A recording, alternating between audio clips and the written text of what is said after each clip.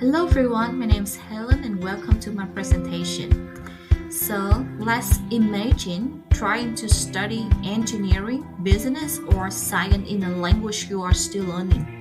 For many students in Vietnam, this is the reality of EMI classroom. In this presentation, I will explore the role of English for specific purposes, or ESP, in supporting students in EMI context in Vietnamese higher education. First, I will explain what EMI is and how it is used in Vietnam. Then I will discuss the main language challenges students face and why EMI alone is not enough. And finally, I will explain how ESP can more effectively support students in academic contexts. In this presentation, I will examine the role of English for specific purposes (ESP) in supporting students in EMI context within Vietnamese higher education. So EMI means teaching academic subjects in English, even though English is not the first language. This approach is becoming more common in Vietnam as universities aim to internationalize and improve their global profile. At first, EMI seemed like a good solution. It gives students more exposure to English and access to global knowledge. However, this practice, many students struggle to keep up with both the language and the content. In this talk, I argue that EMI alone is not enough, and students need targeted language support, and this is where ESP plays an important role. In Vietnam, EMI has been widely introduced in universities as part of education reform. Many programs now teach subjects like business or engineering in English. The goal is to have students become more competitive in international environments. However, students are not always ready for the shift.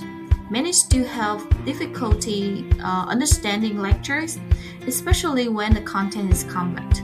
As a result, there is often a gap between what EMI aims to achieve and what students actually experience in classroom. One key issue is academic language. Academic English is very different from everyday English. It includes specialized vocabularies, formal structure, and discipline-specific tone. Students may understand general English, but they are still struggle with lectures, textbook, and discussion in their field.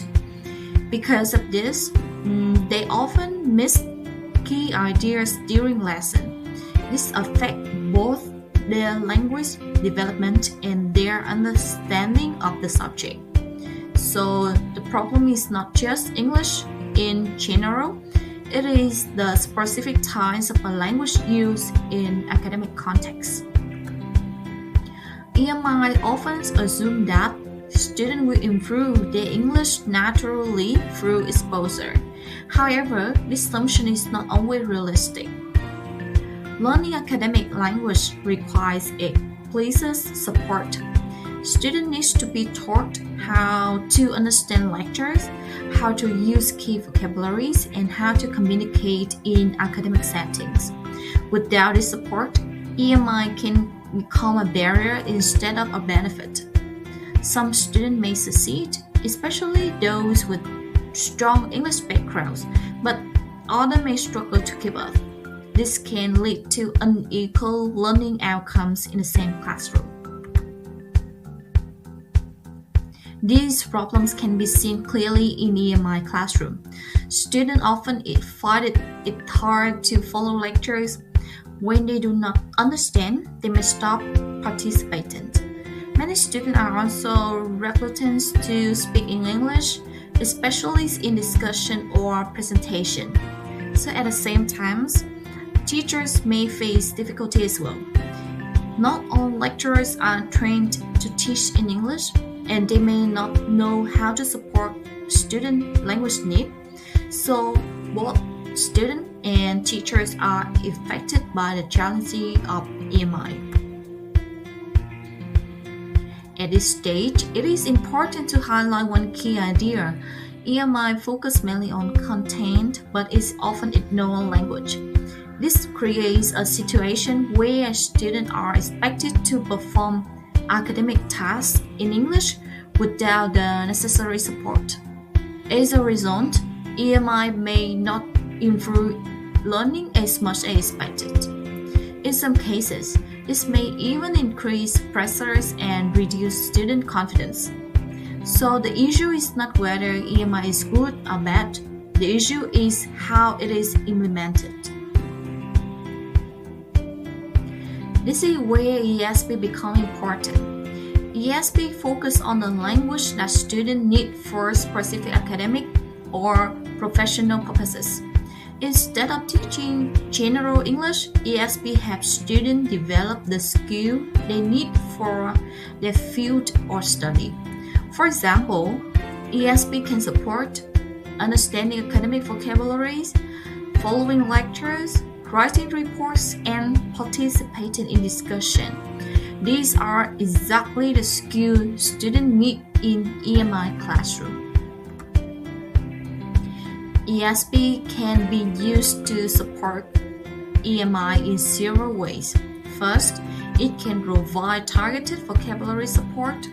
Students learn the key terms used in their discipline. Second, it can help students develop academic communication skills.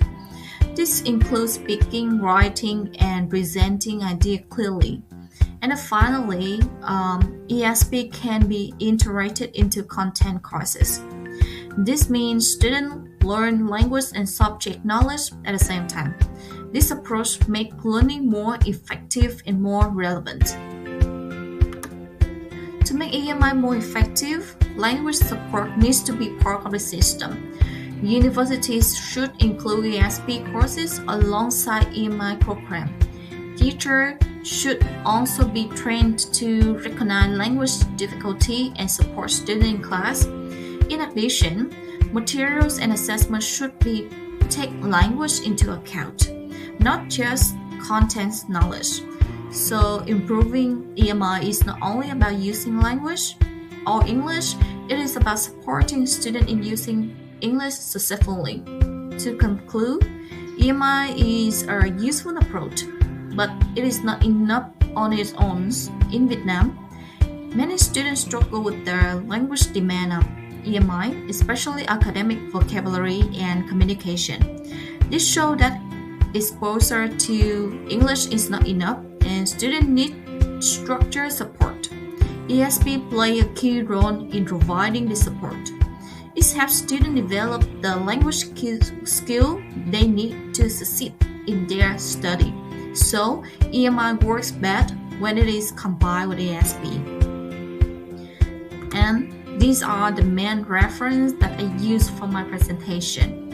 Thank you for your listening, and I hope this presentation has shown the important role of ESP in supporting students in EMI context in Vietnam. See ya!